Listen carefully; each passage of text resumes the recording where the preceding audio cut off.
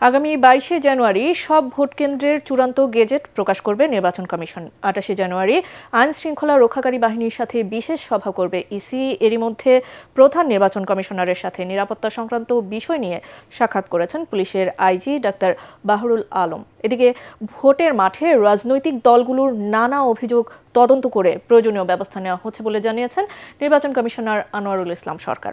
ইমদাদুল্লাহ বাবুর রিপোর্ট। ত্রয়োদশ জাতীয় সংসদ নির্বাচনের কর্মপরিকল্পনা দ্বিতীয় দফা হালনাগাদ করছে নির্বাচন কমিশন ইসি।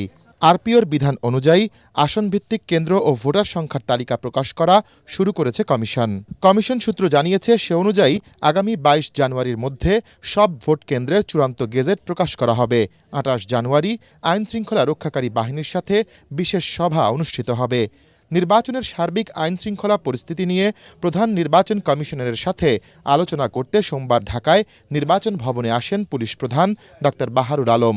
দীর্ঘ প্রায় 1 ঘণ্টা রুদ্ধদ্বার বৈঠক করেন তারা। এদিকে গণমাধ্যমের সাথে আলাপকালে নির্বাচন কমিশনার আনোয়ারুল ইসলাম সরকার জানান, নির্বাচনী মাঠে রাজনৈতিক দলগুলোর নানা অভিযোগ তদন্ত করা হচ্ছে। বড় বা ছোট দল হিসেবে কাউকেই বিবেচনা করছে না ইসি। আমরা ওই যে বড় বড় দল বলেন, ছোট দল বলেন, বিষয়টা এরকম না।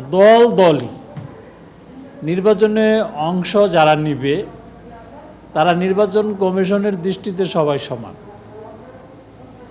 এবং একটা ভালো দিক লক্ষণীয় যে সবাই আসতেছে নির্বাচন কমিশনে, তাদের অভিযোগ অনুযোগ পরামর্শ এগুলো দিচ্ছে। এতে করে কিন্তু নির্বাচন কমিশন এনরিচ হচ্ছে। ছোটোখাটো সমস্যা যেগুলো আছে সেগুলো আমরা সমাধান করছি।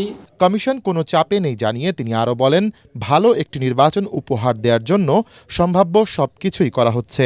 মোটেই না, কোনো চাপ নেই, কারণ সবাই চাচ্ছে ভালো নির্বাচন, কমিশনও চাচ্ছে ভালো নির্বাচন, নিরপেক্ষ নির্বাচন, সুতরাং কোনো চাপ নেই।